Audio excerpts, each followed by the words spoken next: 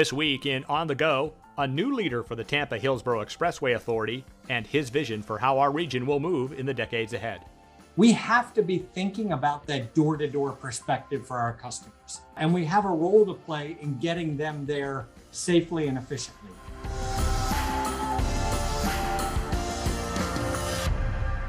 Hello and welcome to On the Go, the THEA podcast, where we discuss the latest in transit and transportation all across Tampa Bay. I'm your host, THEA Communications Director Chris Jadek. It's been almost a year since then Tampa Hillsborough Expressway Authority CEO and Executive Director Joe Wagner announced he was going to retire in 2022 after more than 14 years of service to THEA. Finding THEA's next leader was a tough job, and the authority's board spent the latter part of 2021 on a nationwide search. This past January, their decision was announced. Greg Slater, a transportation leader with more than 2 decades of public service, currently serving as Secretary for the Maryland Department of Transportation, would take over in February. And today, he's here. Greg, welcome to Tampa Bay. Thanks so much for having me. It's great to be here. Greg, Tampa Bay has many transportation needs, but we're blessed with a number of strong transit and transportation leaders, many of whom we've talked to on this podcast. And I often start those conversations asking not about previous jobs or positions, but rather their personal motivations. Why do they do what they do? So let's start there. Why did you decide to make transportation your career? You know, it's a funny, kind of interesting journey for me because it was always about like the system itself. And so maybe let me talk a little bit about that journey and how systems kind of fell into that. But I've always been a bit of a creative thinker, and I've always loved systems and really about how one thing could influence another. And, you look at traffic, you look at water, sewer, water systems, those types of things. Well, for me, transportation, my first kind of exposure to transportation, it was probably late in college. I took a course and, like many of us in college, I took a course because it fit in my schedule. I didn't really even know what the course was. I took it, right? And so the course was called Landscape in the US. And really, I didn't have any sense of what it was, but what it ended up being was a class about the development of the railroad system in this country and how that development influenced the landscape and the fabric of what we see across this country today. And so, ever since that class, I had a little bit of a fascination. Well, after college, I took a job working in Baltimore City, really helping them map out and lay out their water and sewer systems. I still laugh at that job today because it was the one guy in Baltimore City that knew where every water and sewer line was, and they were terrified because he was going to retire. And they basically hired me to follow him around for a year and absorb everything I could and get that all documented. And what we ended up doing was with a team where we documented all of that and walked every inch of the street in Baltimore City and verified everything, built a computer system that they still use today. And when that project was over, I was kind of looking for my next adventure. And then I ended up going over to the Maryland DOT. There, I helped them build and integrate some new and really innovative technologies, and that was 25 years ago. So that was, the emergence of aerial photography and GIS systems and mapping systems. And we put that into their traffic models, and we put that into their engineering practices. And then from there, I served in leadership positions on both the planning and engineering side, building a lot of their performance-based planning programs, and then building their program financially before serving as highway administrator responsible for their entire highway system for probably 3 or 4 years before becoming secretary. And, when I became secretary, it was the whole system. It was Port of Baltimore with the maritime system and how it was connecting to the highway system and the rail system. I had responsibility for BWI Thurgood Marshall Airport. And so I was able to really have the privilege of leading that department through COVID, including their transit systems, both in Baltimore and in DC, where I served on the board, and really having the privilege of kind of taking that system perspective to the next level. And so that adventure kind of brought me to where I am today. Well, that's a very interesting perspective. Thanks for sharing all of that. Let's talk a little more about your background. In addition to MDOT, I see you graduated from Towson University which is also in Maryland. Is Maryland your home state? It is, and just one of the kind of interesting coincidental facts is Towson University is this small university in the suburbs of Baltimore, but it's also where Joe Wagner graduated. So Joe and I went to the same college and kind of laughed about that a little bit. He was about 10 years ahead of me, but we were kind of chuckling about how two kids from Maryland end up down here. But yes, Maryland is my home state, really, really small, but diverse state, and offered me a lot in my career. You've only been on the job since February, but I'm sure you have some immediate impressions of Florida, and more specifically, our region. Regarding transportation, are there any significant differences you see between Maryland and Tampa Bay that may influence the direction the authority takes in the years ahead? Or is managing highways, turnpikes, and transportation systems pretty much the same all across the U.S.? The systems are the systems, and there's a lot of similarities. I kind of joke that the work is the work. Right now, I'm trying to figure out the playing field. But each community has a very different need. Although a transit system in Baltimore could have some similarities to a transit system here in Tampa, but the community needs are different. And it's the same thing on the highway side. It's the same thing regardless of what your transportation mode is. What I've found is just this really amazing city with great people. The whole region has been extremely kind and welcoming to me, and it really has made my transition much easier. But, like where I came from, I find Tampa to be a really diverse region as well. You can be in an urban core where I'm currently living right now on Channel Side and walking to work, but you can also drive 15, 20 minutes and be in a rural area or a coastal area very easily. So it's easy to see why the area is so popular and why it's growing so much. It's been interesting when THEA reached out to me, it was evident right away that they were not just looking for someone that knew tollways. They wanted someone that understood transit. They wanted someone that understood pedestrian travel and Vision Zero and bikes and scooters and that broader transportation perspective.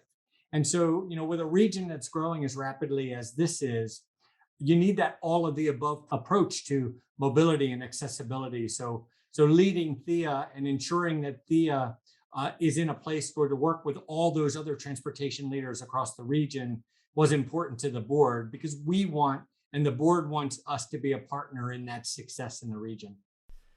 Well, Tampa Bay has a lot of transportation, transit, and planning entities. And for those who don't work closely in our industry, that can be, let's say, a little perplexing over what each of us do, our unique functions, and how we work in partnership. TBARTA, for example, is a 5-county regional transit authority and the only entity in this region that can plan, implement, and operate regional transit. In that same vein, tell us how you describe THEA and the authority's purpose. We're more than just an expressway authority. And that was part of what was so attractive to me about THEA. We have boulevards leading to the Selman Expressway like Meridian and Channel Side, and we have Brandon Parkway, the far east of the Selman. We have this amazing greenway that we weave under the expressway in the shade in Tampa, which is huge. And it includes these really great pocket parks and amenities throughout our system, like our dog park, the Deputy John Cutfila Dog Park, which I see out the window of my office every day. And I can tell you that people are in that dog park with their dogs almost 24 hours a day. There's always someone there. So, we do have this kind of mission of the Expressway Authority, but we're really much more than that. We're a community partner. We're not afraid to roll our sleeves up and work for the greater success of the region. We have a much broader reach, even nationally, with our connected and autonomous pilot program as we focus on kind of ACEs, that autonomous and connected direction. We're officially designated by US DOT, so we have a lot of national attention. We have some groups visiting this week to test some equipment on our system. But at the end, our focus is really in this Tampa Hillsborough region and that great asset that we have in the Selman, but also it's in being a great partner in the region's mobility as a whole. So what is the difference between the Florida Turnpike Commission, which among other things operates the Veterans Expressway and Suncoast Parkway, and THEA, which is best known for operating the Leroy Selman Expressway, all of which are toll roads? Florida has a few of these, and that's something as as I was looking at THEA that I was trying to understand and learn. Florida Turnpike certainly has a much broader responsibility than we do at THEA, and they do a great job at that as they're part of that overall FDOT umbrella, and they deal with mobility needs across the state.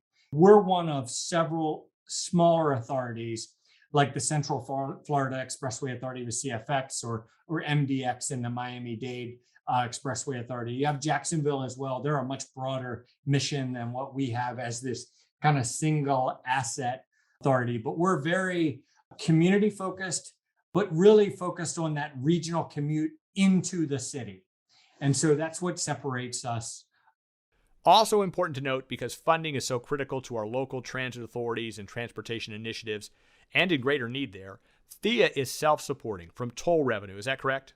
It absolutely is correct. And I'll take it one step further. So we are 100% supported by our toll revenue from our customers, and 100% of that is invested back into the Tampa community. When you interviewed with the board for this position, I'm sure you were asked about your vision, what you would do to lead the authority in the decade ahead, and it's safe to assume the board likes what they heard. Can you share with us some of that, your vision, not just how you will operate the authority, but where you want to take it and how that will impact anyone who travels in Tampa Bay? They sure did. The board, they wanted to know what my vision for transportation was. Where they didn't want to focus right away is what I would do in Tampa. And the reason for that is because one of the things that I stress in what we do is being able to understand what the local perspectives are, what the various stakeholders' perspectives are. And the only way that we can be good at what we do and deliver the product that we deliver is if we can draw all of our customers to the table, all of our partners to the table, and listen to those various perspectives. And so, they were really getting a sense of my overall transportation vision, or my perspective and approach to transportation, and really how do we provide those solutions. As I talked a little bit about earlier, my vision for transportation goes back to the system.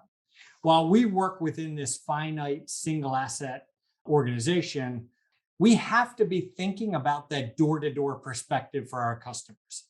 So the people that we provide our solutions to, regardless of whether you're THEA or HART or FDOT, the people that we provide our solutions to, they don't know whether it's THEA or HART or the city of Tampa or FDOT or Florida Turnpike or anyone. And frankly, they don't care. They just want to get to where they want to get to. And so they just want to get where they're going. So we have to care about what's important to them. Someone may use the Selman to get to work, but someone may also use the streetcar or take a bus and then walk along Meridian, for example, or they may bike under the expressway along an FDOT road.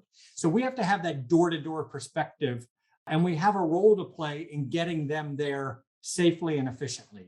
When you're providing those door-to-door solutions, to me, it's most successful when you do that collaboratively, not only with all the partners, but collaboratively with the community, the businesses along the system, the travelers that use the system.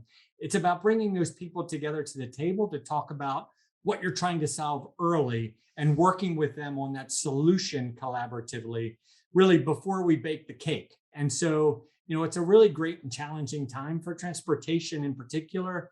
New technologies are making our systems a lot safer, much more efficient. People are traveling differently, even more so post-COVID. But when I started in this business, you could predict 30 years, 40 years into the future with travel patterns and have a pretty good deal of certainty and accuracy. Today, your planning horizon is tough, so you have to think differently, and you have to bring people to the table with those solutions and really be open-minded and innovative with the culture that you provide as part of your organization. And that's really what the board liked about what I was conveying to them. Well, related to that, the pandemic has changed the way we move and work. What can you tell us about the pandemic's impact on transit and transportation? It's a great question. There's a couple of things that we've learned. I'm a little bit of a data junkie, so I've been studying kind of the data on these. First, when it comes to travel, the peak is not as well defined as it used to be. And so, maybe you have someone that has some flexibility in their work schedule. So maybe they are going to drive to work at 10 o'clock versus 8 o'clock. And that doesn't mean they're starting work at 10 o'clock. That may mean that they're going to get up and have some coffee and work from home for 2 hours, and then they're going to come into the office and work for a few hours, and then they're going to go home and then maybe work a little bit more. So, your peak gets spread out a little bit, much more than it was prior to the pandemic, where it's not as well defined with that hard peak at 8 o'clock or 7:30 to 9 in the morning or 4 to 6 in the afternoon. It's spread out throughout the day. So you're seeing that travel pattern change. The other piece that you're seeing, and I suspect, and I don't have a lot of evidence behind it, but I suspect we're seeing a lot of this in Tampa, is in careers, location is becoming less relevant. And so, we know that there's going to be more teleworking or remote workforce coming out of this pandemic. We just don't know where that's going to come from. So is that going to come from someone who maybe works downtown or in the suburbs that is going to work from home now? Or does that mean that someone that now lived in Washington, D.C. is going to keep the same job, but they're going to live in Tampa and work remotely? We have to see where that's going to come from and how the travel patterns settle. With the growth in this region, you're going to see all of the above. The third thing that you really, really see in this pandemic is the ability for people to think differently with their travel and their choices. So I saw it in Maryland in the aviation side. BWI Thurgood Marshall Airport started to recover a lot faster than a lot of the other airports in the region because they were so heavily focused on leisure travel. You're going to see that leisure travel market change a little bit, but you're also going to see this emergence of e-commerce, and Amazon went through the roof, and there's companies like that in the middle of this. A lot of things have changed, and it's going to be interesting to see kind of where it travels and how freight movement happens or how people travel in their commute. But I don't think we've quite seen where it's going to settle yet. Similarly, you are new to this area, and I'm sure gathering information about us that will help you lead the authority. What are some of the questions you ask yourself or things you want to learn in the coming year that you feel you need to discover? At the core, what I'm trying to do right now is, I talked a little bit of kind of learning the playing field. So I probably have 2 mornings a week where I'll just meet somebody for coffee, a new stakeholder in the region. This morning, I had coffee with Linda from the Downtown Business Partnership to talk about what they're trying to achieve. But the core of what we do in transportation is a constant everywhere. So I'm focused on understanding what the goals are in Tampa, what they're trying to achieve. What are the data trends? I'm doing a lot of listening right now, as I always try to, but just trying to learn that local and regional vision for transportation.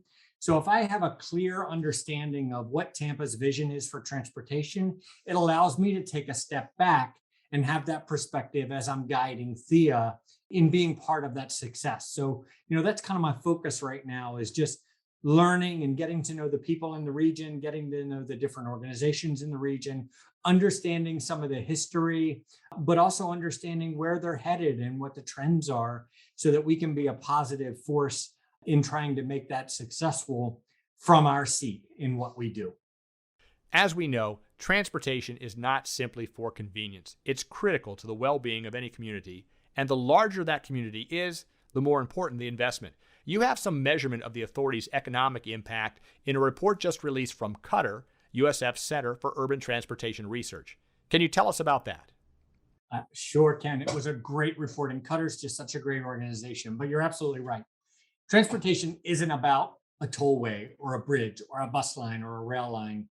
It's about the community, and transportation is about providing mobility and accessibility and economic benefit and a safe solution as part of the community. So, when you look at that Qatar report, it does a great job at illustrating one of those perspectives. It looked directly at the economic benefits and impacts of the Selman Expressway and the infrastructure investments that we make as THEA. But what it found was that our strategic investment decisions generated about $1.6 billion in GDP and a combined 15,000 jobs for the region. So the Selman Expressway helped ensure the accessibility to key areas around the county, resulting in another 12.6 more businesses around it when you compare it to the other parts of the region. But the users in the region, they benefited, $1.8 billion annually. That's benefits in travel time savings and fuel costs, not getting stuck in traffic, lower crash rates. But it has this great impact. One of the pieces that we really focused on was the businesses and properties around the Selman. We found that it has a great impact on that. So you look at the properties within a mile of the Selman, they seem to have this 20% premium. And so that's single family homes because they know that they can get on the Selman and have an easy trip into town. Well, as mentioned, the authority is best known for operating the Leroy Selman Expressway, but you are more than that. Tell us a little bit more about the scope of the authority's projects beyond the Selman. Absolutely. I can touch on a little bit. Of course, we have the Selman, but we also have, the Greenway and Meridian and Brendan Parkway. But we also have some planning efforts that are really important right now on Whiting and Nebraska Avenues and within the city. And that's really part of our partnership with the city. It's essentially helping reestablish the grid system downtown and making nice pedestrian-friendly, safe environments around the Selman. So we're also continuing in the development. We're looking hard at our Greenway, really on the other end here between the dog park and Ybor. We have a construction project coming out on the Greenway, looking at that section over by USF Health, where we've incorporated some great spaces for some public art. But we're also really focused on some new and innovative technologies and how to take our connected and autonomous and our ACES program, out of that pilot and into real practice. The Selman extension, which connects the Selman to the Gandy Bridge, now provides a faster, more efficient link from Brandon all the way into Pinellas County via an elevated expressway over Gandy Boulevard. That opened last year to well-deserved fanfare. Is that all working out as planned? I hear about the success of that project in almost every meeting I go to with someone. It really is working out well, and the communities and the travelers love it as well. Usage today on that system is 10% higher than we projected. It was around about 7,000 vehicles a day when it opened. It's at 12,000 plus today. And so it's really been great in taking traffic off of Gandy Boulevard below and then making that much easier for people that live in that region to get to the homes and businesses in the corridor. So the through traffic is using that new elevated expressway, and the local traffic is using the system down below. And it's just a benefit all around. And I can't say enough about the team here at THEA and the amazing job that they did in working with the businesses and the community and everybody in that region and making that project a success, because that doesn't happen by accident. That happens very intentionally. Well, that was a big project, and I know Joe Wagner wanted to see that through before retiring. The question now is, what's next? These projects take many years to fully develop. Are there any similar expressway expansions in the works?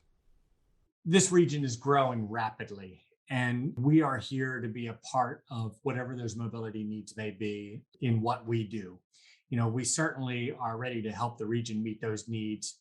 We do have a number of projects along the Selman right now that are coming to ensure that expressway continues to be a safe and efficient travel option. The product that we have is the Selman. And so when people pay that toll, we want to make sure that they get a good product and they get an efficient trip.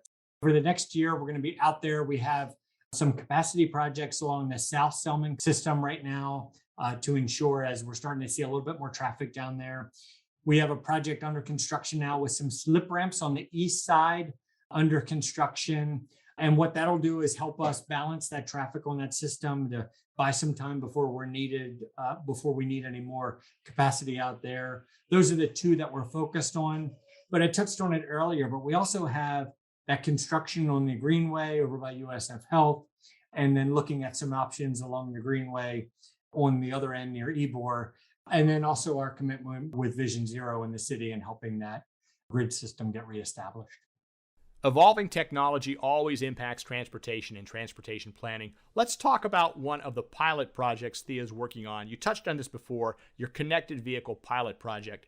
Can you tell us a little bit more about that and what THEA is looking to accomplish? Sure, we absolutely. The more people we can get to participate in the program, the more successful we will be. It's a great program. It's a key part of one of the things that excited me about THEA. When I think about this, it's really on the forefront and laying foundational elements for the transportation system of tomorrow. The system that our kids will use is we're testing that technology on the Selman today. And it's a program where, if you're not familiar with it, if your listeners are not familiar with it, where participants have their vehicles equipped with key technology, giving them the ability to talk to each other. And so when those vehicles talk to each other and also to the infrastructure, you really see that benefit. So looking at the results, it's saving lives out there today. Our vehicle to infrastructure system alerted 14 wrong way drivers on the Selman last year. In February of 2020, the system issued more than 1,200 speed advisories to more than 500 different drivers, just basically saying, hey, you're going a little too fast for the conditions, those types of things. And early on, we were able to show how it warns drivers of issues and collisions that are out of their line of sight through the system.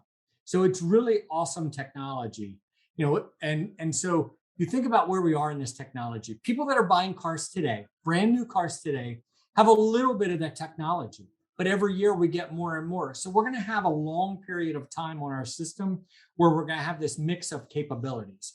And this program, what it does is it equips both old and new vehicles. And then on an average weekday, the vehicle systems warn 10 older vehicles of a possible collision that didn't have that technology. And so it's really great to see the safety benefits because people become more and more confident with it.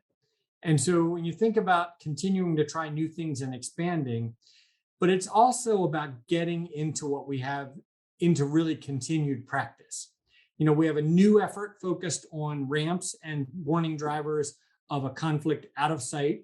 We're also working with Michigan DOT on some potential electric vehicle work. So in pavement magnetic charging systems. So picture you as an electric vehicle driving on the Selman and not having to plug in, but our system charges you as you're driving on it. And so really, really cool technologies that we may be able to see on our system in the near future.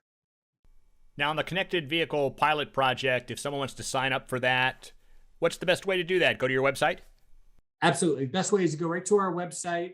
We have a lot of information on that, or just reach directly out to our team. We have a great team here, and we can work through kind of the waves. We have some folks that are ready to get it all together.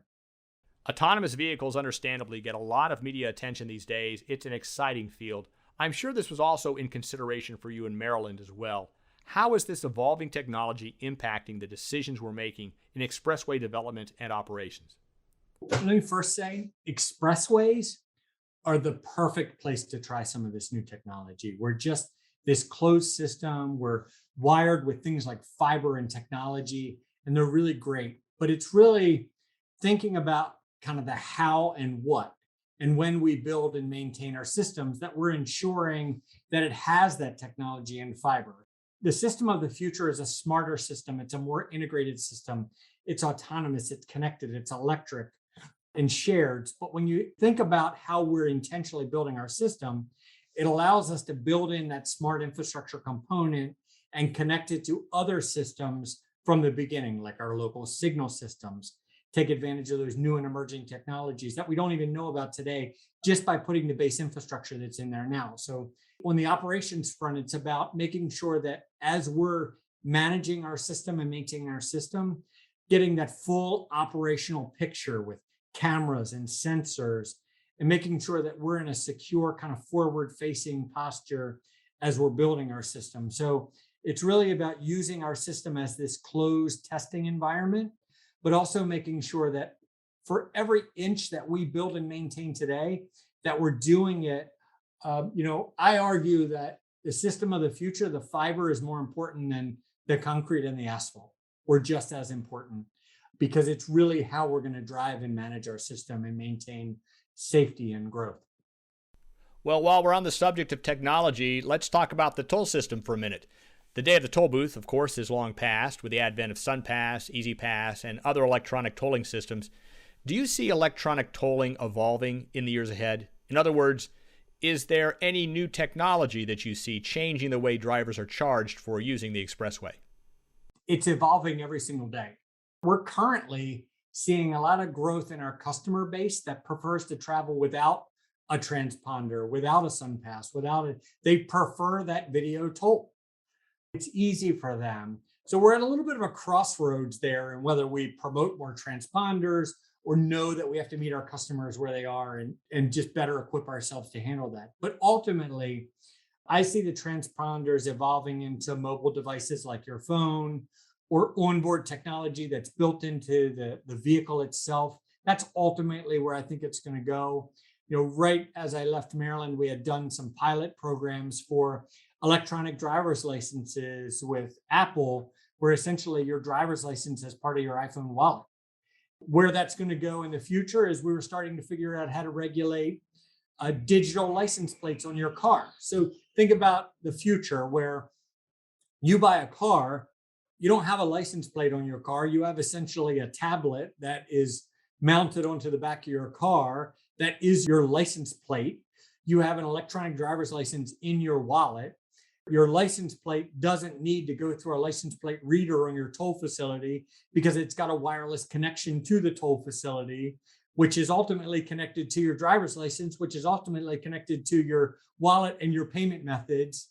It's where we're headed in this fully integrated manner and really kind of intelligent systems. I like to say that it's coming whether we want it to or whether we're ready to or not. So we better get ready for it and make sure that our systems are ready to handle it. Well, Greg, it's certainly an exciting future, and we've covered a lot of ground here today, so I appreciate you sharing all that information.